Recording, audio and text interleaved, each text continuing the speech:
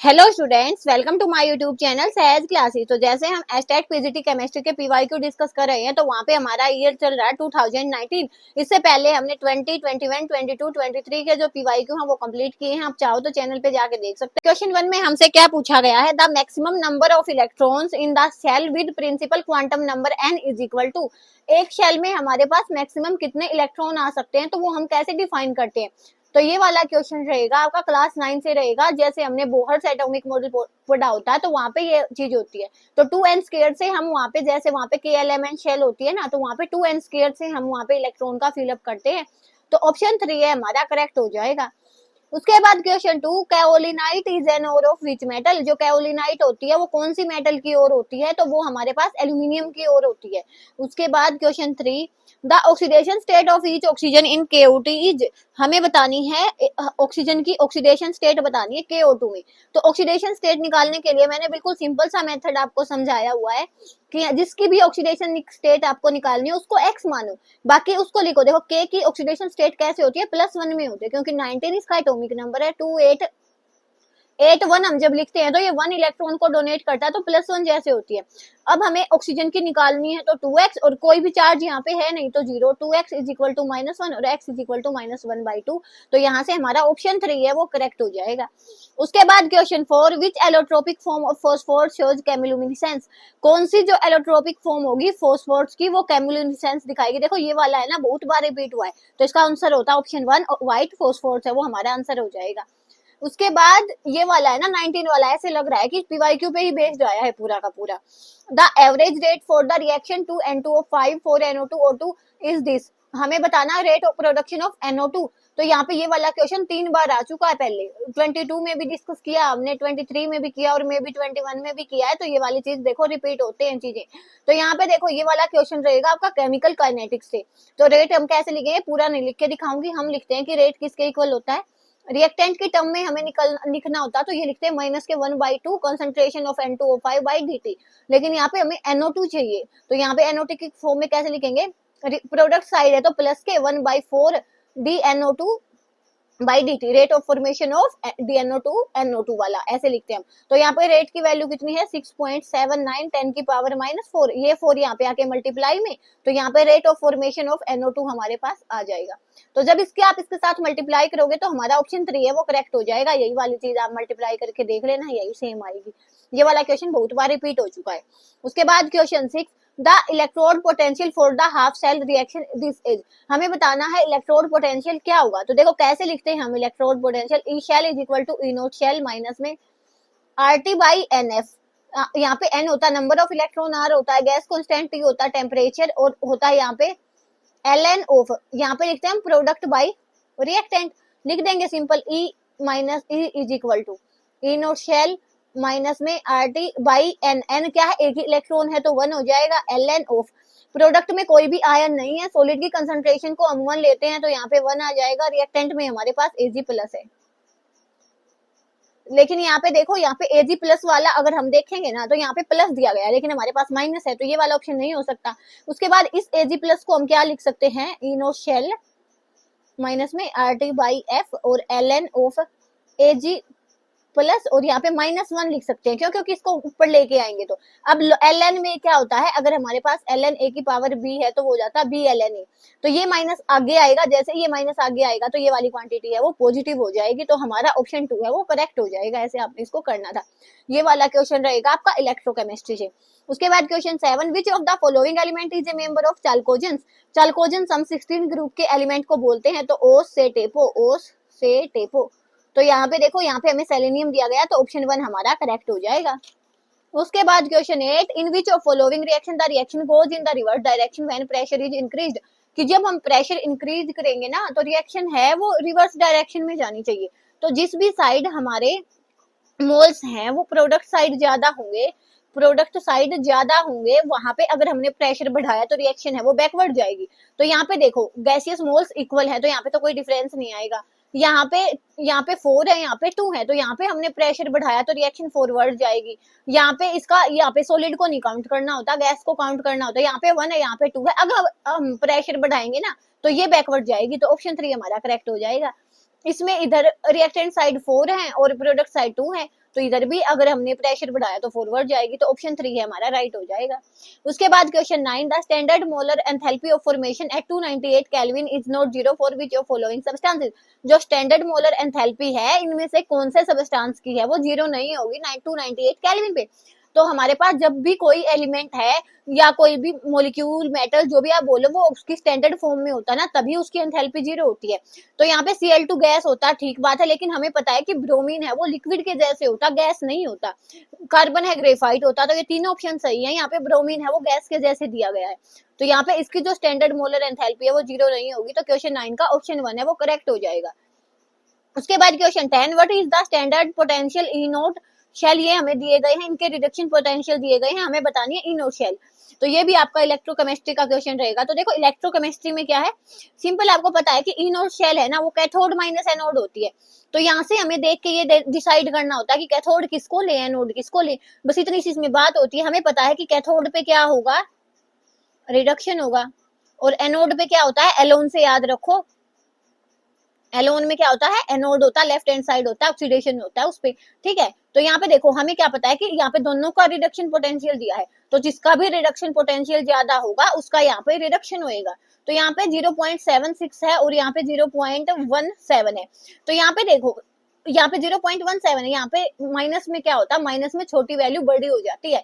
तो यहाँ पे ये वाली चीज बड़ी है तो कॉपर का क्या होगा, यहाँ पे रिडक्शन होगा। तो यहाँ पे कैथोड पे क्या होएगा, कॉपर वाली रिएक्शन, और एनोड पे क्या होगा, जिंक वाली। अब कर लेंगे, कॉपर वाली कैथोड पे है तो इसका पोटेंशियल ये है माइनस में, इनटू में माइनस ऑफ 0.76 एनोड का, तो ऐसे इसको करेंगे तो 0.59 वोल्ट आएगा। ऑप्शन 4 है हमारा करेक्ट हो जाएगा।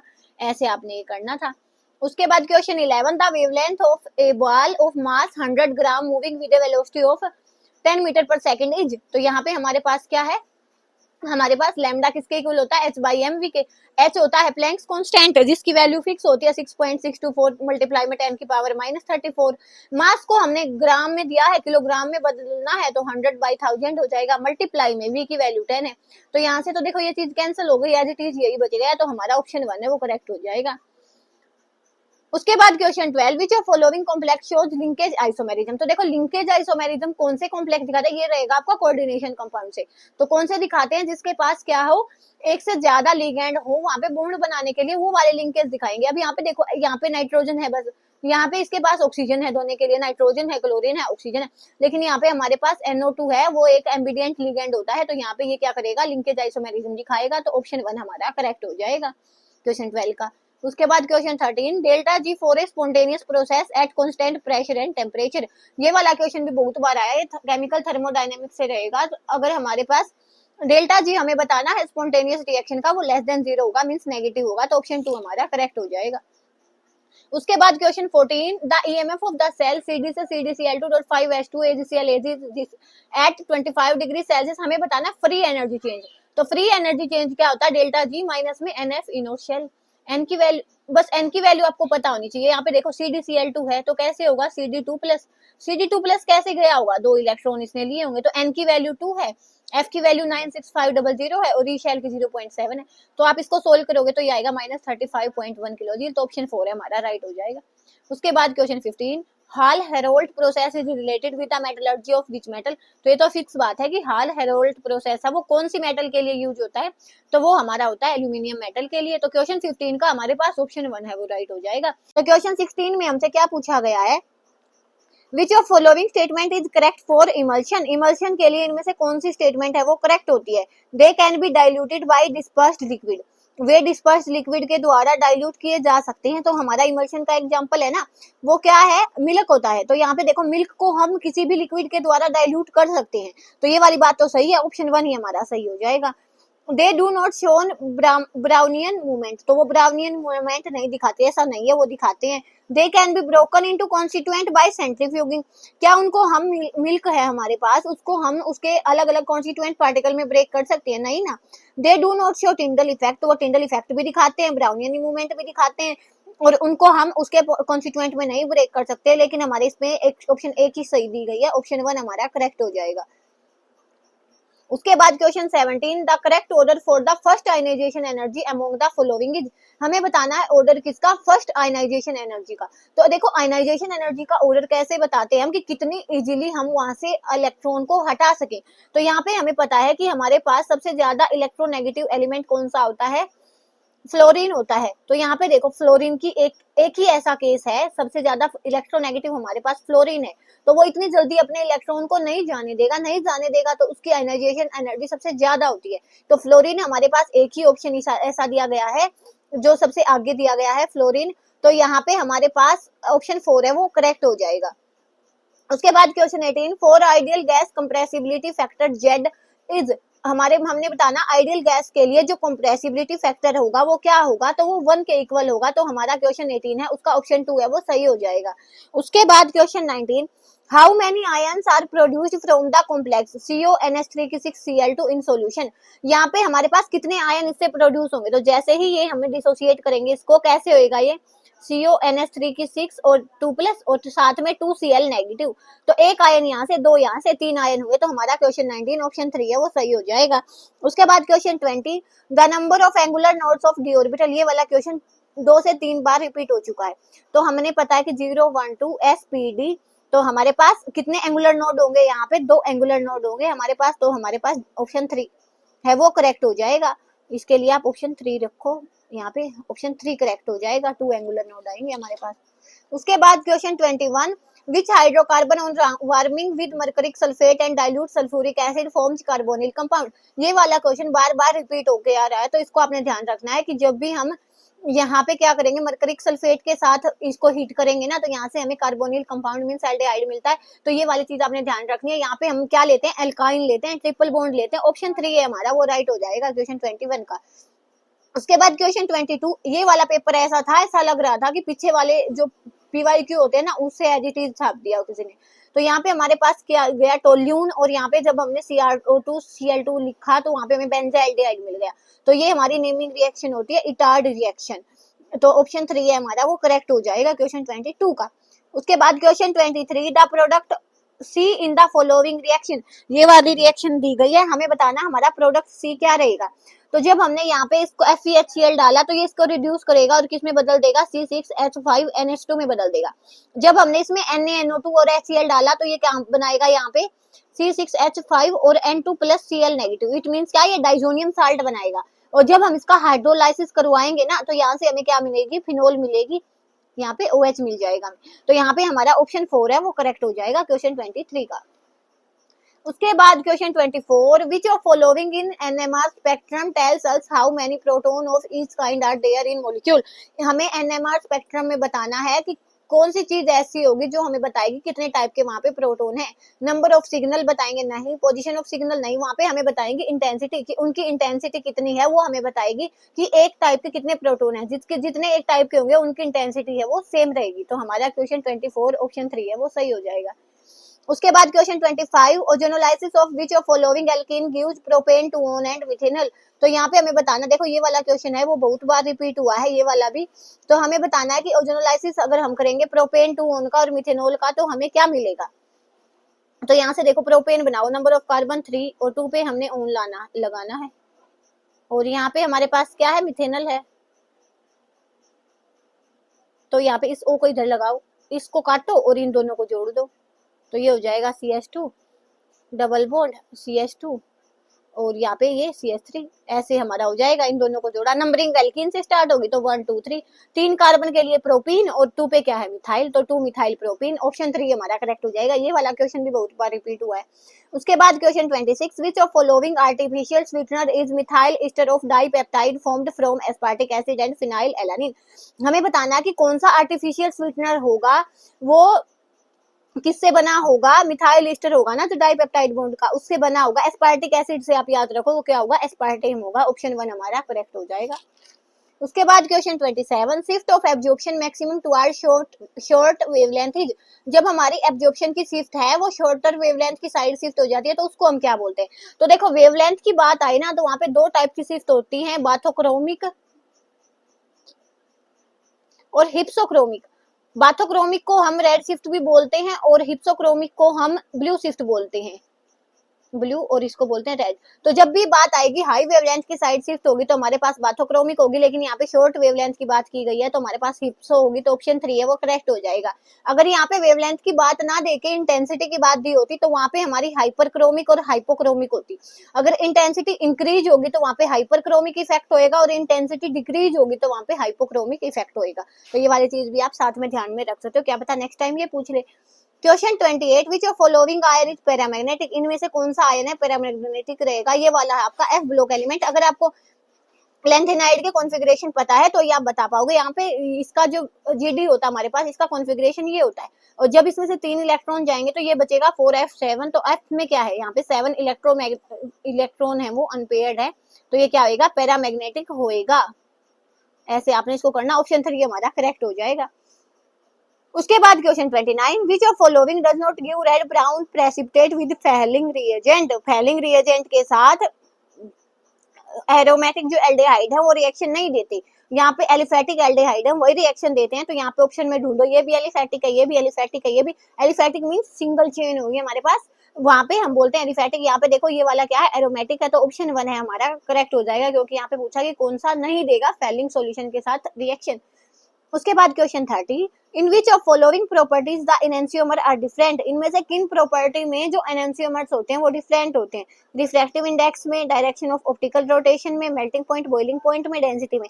तो वो होती है डायरेक्शन ऑफ ऑप्टिकल रोटेशन। एक अगर राइट साइड उसको वहां पे उसको रोटेट करता है तो दूसरे वाला उसको लेफ्ट साइड रोटेट करेगा, तो वहां पे इनमें डिफरेंस आ जाता है। एनंसियोमर में एक प्लस साइड वो होता है और एक नेगेटिव साइड होता है, एक लेफ्ट साइड रोटेट करेगा। तो which of following compound of F G is square pyramidal, इनमें से जो कौन सा कंपाउंड होगा एक्जी का वो स्क्वायर पिरामिडल होगा। तो हमारे पास ऑप्शन रहेगा 2।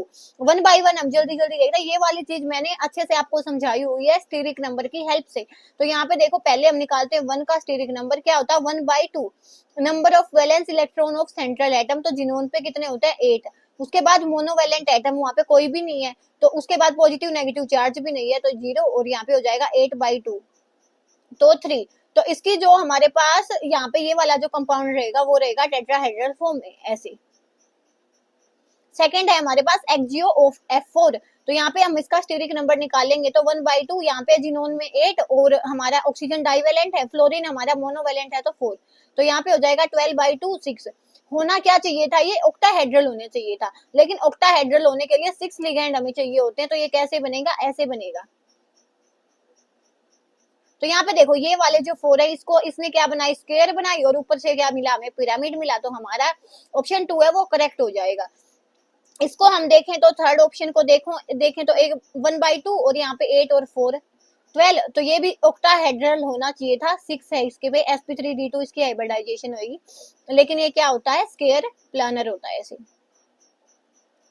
ठीक है, ऐसे आपने इनको करना था। लास्ट वाला ऑप्शन आप खुद से ट्राई करके देखना। The shape of SF4 molecule is, ये वाले टॉपिक भी मैंने बहुत अच्छे से आपको समझाई हूँ। देखो हाइब्रिडाइजेशन का टॉपिक अलग से इसलिए मैंने करवाया क्योंकि यहाँ पे बहुत सारे क्वेश्चन आते हैं। तो स्टेरिक नंबर हम कैसे निकालेंगे, 1/2। सल्फर है, इसका एटॉमिक नंबर 16286, तो वैलेंस इलेक्ट्रॉन कितने 6। फ्लोरीन एक मोनोवैलेंट एटम है, तो यहाँ पे हो जाएगा 10/2 5। हाइब्रिडाइजेशन हो जाएगी इसकी sp3d, और हमारे पास ये क्या बनना चाहिए था, हमारे पास टीबीपी बनना चाहिए था, लेकिन यहाँ पे देखो टीबीपी बनने के लिए उसके पास 5 लिगेंड होने चाहिए थे, लेकिन यहाँ पे 4 है, तो यहाँ पे ये क्या होता है, यहाँ पे ट्राइगोनल बाई पिरामिडल बनना चाहिए था, लेकिन यहाँ पे एक लोन पेयर आता, तो इसकी जो शेप रहती है वो शीशा रहती है, तो ऑप्शन 3 हमारा करेक्ट हो जाएगा। उसके बाद question 33, when 6 gram of ethanoic acid dissolved in 200 gram of benzene then what is the molality of solution. हमें बतानी है मोलैलिटी। मोलैलिटी क्या होती है, moles of solute divide by weight of solvent in kilogram. यहाँ पे देखो सोलवेंट है हमारे पास क्या, बेंजीन, तो बेंजीन है, इसका वेट हमें ग्राम में दिया गया है, तो हम पहले इसको किलोग्राम में बदलते हैं, तो किलोग्राम में हमने बदला तो 1000 से डिवाइड किया, तो ये हो जाएगा 1/5। ये हमारे पास किसका मास आया, सोलवेंट का आया। मोल्स हम निकालेंगे, मोल्स हम कैसे निकालते हैं, गिवन वेट बाई में मोलर मास, तो यहाँ पे हमारे पास गिवन वेट कितना है 6 ग्राम है, और मोलर मास कितना है इसका 60 ग्राम होता है, तो ये हो जाएगा 1/10। अब हम निकाल देंगे क्या मोलैलिटी क्या होती है, मोल्स ऑफ सोल्यूट, तो मोल्स ऑफ सोल्यूट कितने आए 1/10 डिवाइड बाई, यहाँ पे क्या है मास ऑफ सोलवेंट वो कितना आया हमारे पास 1/5, तो 1 नीचे आया और 5 ऊपर चला गया, तो यहाँ पे हमारे पास ये आया, तो 0.5 है वो ऑप्शन 2 आपका इसका सही हो जाएगा। उसके बाद question 34, the principal emulsifying agent for oil in water emulsion is, तो कौन सा प्रिंसिपल एमल्सिफाइंग एजेंट हम यूज करते हैं यहाँ पे, नेचुरल एंड सिंथेटिक सोप है वो यहाँ पे हम यूज करते हैं। तो क्वेश्चन 34 ऑप्शन 3 है वो राइट हो जाएगा। उसके बाद question 35, which of following is correct order of acidity, हमें बताना एसिडिटी। एसिडिटी का मतलब क्या है कि कितनी इजीली वहां से H प्लस जाएगा, ये वाली बात वहां पे हमने देखनी है, H प्लस कैसे वहां पे जल्दी जाएगा। तो यहाँ पे देखो सबसे पहले क्या होता है, जो भी हमारे इलेक्ट्रोनेगेटिव ग्रुप होते हैं वो क्या करते हैं, इलेक्ट्रॉन डेंसिटी को अपनी तरफ खींचते हैं, तो बाकी सारे एटम की इलेक्ट्रॉन डेंसिटी अपनी तरफ खींचेंगे तो जो H प्लस है वो इजिली वहां से जा सकता है। तो आपने ध्यान रखना है कि जब भी इलेक्ट्रोनेगेटिव एलिमेंट वहां पे जुड़ा होगा ना तो उसकी एसिडिटी सबसे ज्यादा होगी। तो यहाँ पे देखो 3 इलेक्ट्रोनेगेटिव एलिमेंट जुड़े हैं तो इसकी एसिडिटी सबसे ज्यादा, CnB-I इफेक्ट के साथ इलेक्ट्रॉन विड्रॉ करेगा, उसके बाद इसकी एसिडिटी, यहाँ पे तो प्लस आई वाला ग्रुप लगा हुआ है, ये तो इलेक्ट्रॉन डेंसिटी खींचने की बजाय देगा देगा, तो ये प्लस है वो इजिली नहीं जाएगा, तो ये सबसे लास्ट में आएगा। सबसे पहले हमारा इसलिए आया क्योंकि यहाँ पे नेगेटिव चार्ज लिगेंड है, 3 है वो भी, तो यहाँ पे हमारे पास ये इलेक्ट्रॉन डेंसिटी को विड्रॉ करेगा और ये H प्लस है इजिली जा पाएगा। उसके बाद हमारे पास Cn लिगेंड है तो ये भी करेगा लेकिन इसकी कंपैरिजन में कम करेगा, यहाँ पे कोई लिगेंड ना देने वाला है ना लेने वाला, लेकिन यहाँ पे देने वाला है तो ये सबसे लास्ट में आएगा। तो क्वेश्चन 35 ऑप्शन 4 है वो सही हो जाएगा। Question 36, for the first order reaction, the time required for 99.9% completion of reaction is how many times that required for 50% completion। तो हमें बताना है कि फर्स्ट ऑर्डर रिएक्शन, ये वाला क्वेश्चन आपका केमिकल काइनेटिक्स से रहेगा, फर्स्ट ऑर्डर रिएक्शन के लिए कितना टाइम चाहिएगा हमें 99.9% कंप्लीशन के लिए, जब हमारे पास हमें इनमें रिलेशन बतानी है दोनों में, 99.9% में और 50% में यहाँ पे क्या रिलेशन होती है, तो इसका आपको सीधा पता होना चाहिए कि 99.9% किसके इक्वल होता है, 10 टी हाफ के इक्वल होता है, तो 10 टाइम्स हो जाएगा, ऑप्शन 2 हमारा करेक्ट हो जाएगा। उसके बाद question 37, four strong electrolyte NaOH NaCl BaCl2 the molar conductivity eight infinite dilution, ये हमें दी गई है, तो हमें किसका बताना है, BaOH ट्वाइस का बताना है। तो देखो BaOH ट्वाइस को बनाना है आपने, कैसे बनाएंगे हम, हमें चाहिए Ba, इसमें हमें एक Ba चाहिएगा तो हमने लिख लिया BaCl2। उसके बाद हमें चाहिए 2 OH हमारे पास कैसे आ सकते हैं, NaOH से आ सकते हैं, तो 2 NaH ले लिए हमने। यहाँ पे हमें OH चाहिए है, Ba चाहिए, लेकिन यहाँ से हमें 2 Na नहीं चाहिए, यहाँ से हमें 2 Cl नहीं चाहिए, तो इनको हम घटा देंगे, तो सिंपल अब इनकी वैल्यूज डालनी है। तो BaCl2 की वैल्यू क्या है 280 10⁻⁴, और प्लस में 2 इंटू में NaOH की वैल्यू क्या है फर्स्ट वाली है तो 248.1 10⁻⁴, और माइनस में 2, NaCl की कौन सी है बीच वाली है 126.5 10⁻⁴। जब आप इसको सोल्व करोगे तो हमारे पास ऑप्शन 2 है इसका करेक्ट आंसर आ जाएगा, ऐसे आपने इसको करना था। उसके बाद question 38, the molar conductive solubility of NiOH twice in 0.1 molar NaOH and the ionic product of NiOH twice is this। हमारे पास Ni इसके आयनिक प्रोडक्ट की वैल्यू है और हमें इसकी सोल्युबिलिटी बतानी है, मोलर सोल्युबिलिटी बतानी है, तो कैसे बताएंगे हम, यहाँ पे देखो NaOH का जब हमने डिसोसिएशन किया तो कैसे आया Na प्लस प्लस में OH नेगेटिव, सबकी कंसंट्रेशन क्या है 0.1 मोलर है। अब हम किसका करेंगे NiOH ट्वाइस का करेंगे, तो ये क्या हो जाएगा Ni2 प्लस और 2OH नेगेटिव, तो अगर हमने इसकी कंसंट्रेशन S ली है तो यहाँ पे S हो जाएगा, यहाँ पे 2S हो जाएगा। अब Na प्लस तो इसमें है तो Na प्लस की कंसंट्रेशन आई है, OH नेगेटिव की इतनी यहाँ से है और इतनी यहाँ से है, तो दोनों को हम जोड़ लेंगे, तो ये हमने जोड़ लिया। अब KSP क्या होता है हमारा Ni2 प्लस की कंसंट्रेशन और OH की कंसंट्रेशन का स्क्वायर, तो यहाँ पे Ni2 प्लस की कितनी है S है और OH की टोटल कितनी है 0.1 और 25 है, इसका स्क्वायर हो जाएगा। अब देखो यहाँ पे इसके जब हमने ये वाली वैल्यू देखी तो ये देखो कितनी छोटी है, इसके लिए जो हमारा सोल्युबिलिटी दी गई है ना वो इतनी स्मॉल वैल्यू है कि हम इसको नेग्लेक्ट कर सकते हैं, इस वाली चीज को हम नेग्लेक्ट कर देंगे तो हमारे पास ये बचेगी। इसका स्क्वायर किया तो हमने देखो 0.1 का स्क्वायर करेंगे तो 1/10 और 1/10, तो ये हो जाएगा 0.01, तो यहाँ पे हमारे पास 0.01 इंटू में S आया, S की वैल्यू आई तो ये वाली चीज डिवाइड में आ गई, डिवाइड में आई तो ये ऊपर कैसे होगा 2 10⁻⁻15, और ऊपर जाके ये हो जाएगा 10 की पावर 2, तो यहाँ से -15 में से जब 2 जाएगा तो माइनस के 13 बचेगा, तो हमारा ऑप्शन 3 है वो करेक्ट हो जाएगा। ऐसे आपने इसको करना था। उसके बाद question 39, mix metal alloy consist of 90% of which of following metal. जो मिक्स्ड मेटल होती है उसमें कौन सी मेटल होती है सबसे ज्यादा, तो इसमें लेंथेनाइड होते हैं, ऑप्शन 2 हमारा करेक्ट हो जाएगा। Transition element actinide alkaline earth metal lanthanoid होते हैं सबसे ज्यादा। उसके बाद question 40, which of following species do not show disproportionation reaction. तो डिस्प्रोपोर्शनेशन रिएक्शन दिखाने के लिए वहां पे क्या होना चाहिए, ऑक्सीडेशन और रिडक्शन है वो साथ में होना चाहिए। तो हम देखेंगे कि कहाँ पे ऑक्सीडेशन रिडक्शन है वो साथ में नहीं हो सकता, नोट पूछा है ना हमसे। तो पहले वाले में जब हमने देखा ClO4 नेगेटिव, तो हमने इसकी ऑक्सीडेशन स्टेट निकाली, तो यहाँ पे 4 और एक ऑक्सीजन पे नेगेटिव, 2 का चार्ज है, 4 है, तो ये और टोटल चार्ज है -1। तो यहाँ पे देखो -1 प्लस में 8, तो ये +7 में है। तो क्लोरीन अगर +7 में है ना, तो ये +6 +4 +2 में तो जा सकता है, लेकिन ऑक्सीडेशन दिखाने के लिए +8 में नहीं जा सकता। तो यहाँ पे रिडक्शन तो पॉसिबल है लेकिन ऑक्सीडेशन पॉसिबल नहीं है, यही हमें बताना था। बाकी सब में यहाँ पे देखो +6 में है तो +7 में भी जा सकता है, +5 में भी जा सकता है। यहाँ पे +3 में है तो +4 में भी जा सकता है, +5 में भी। यहाँ पे हमारे पास 1 में है तो यहाँ पे 0 में जा सकता है, +2 में जा सकता है। ऑप्शन 1 ऐसा है जहाँ पे ये डिस्प्रोपोर्शनेशन रिएक्शन नहीं दिखाएगा, क्योंकि इसका ऑक्सीडेशन पॉसिबल ही नहीं है। उसके बाद क्वेश्चन 41, ये वाली रिएक्शन हमें दी गई है, the above reaction is an application of which of following reaction. ये वाली रिएक्शन है वो किसका एग्जांपल है। तो यहाँ पे देखो, ये वाली देखो कैनिजारो रिएक्शन है, यहाँ पे तो हमें बेंजाइल्डिहाइड टाइप कुछ मिलता है। होफमैन यहाँ पे तो ब्रोमाइड का डिग्रेडेशन होता है। कर्टियस में एमाइंस होते हैं, तो हमारा एल्डोल कंडेंसेशन बचेगा। वो कैसे रिएक्शन होती है, यहाँ पे होता है ये वाला, पहले बेस यहाँ से एक H निकालता, CH2 नेगेटिव यहाँ पे अटैक करता, OH यहाँ से लीव करेगा और यहाँ पे डबल बॉन्ड आएगा, तो ये वाला प्रोडक्ट हमें मिलता है एल्डोल कंडेंसेशन में।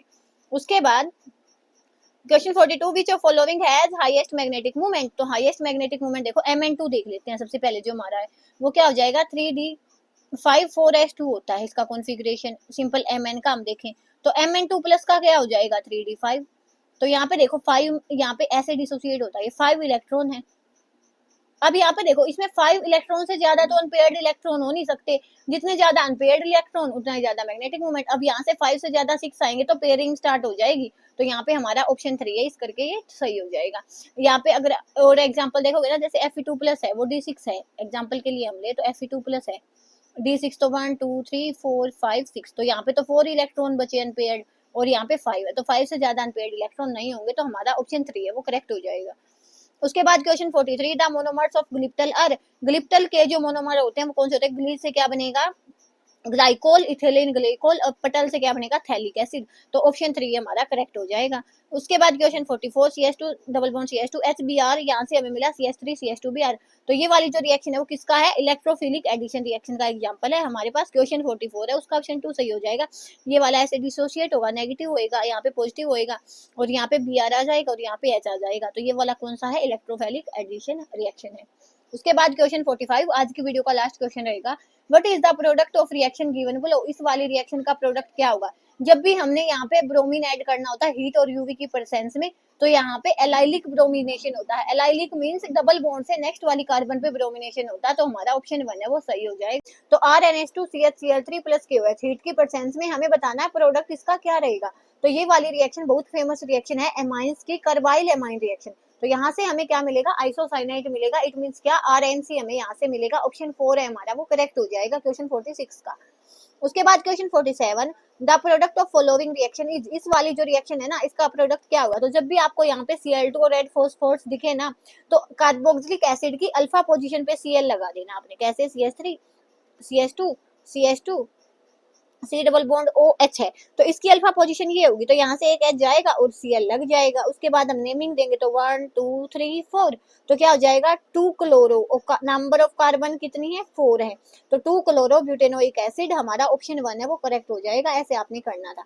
Question 48, when Br2 is added to CH2 double bond CH2 in presence of NaCl।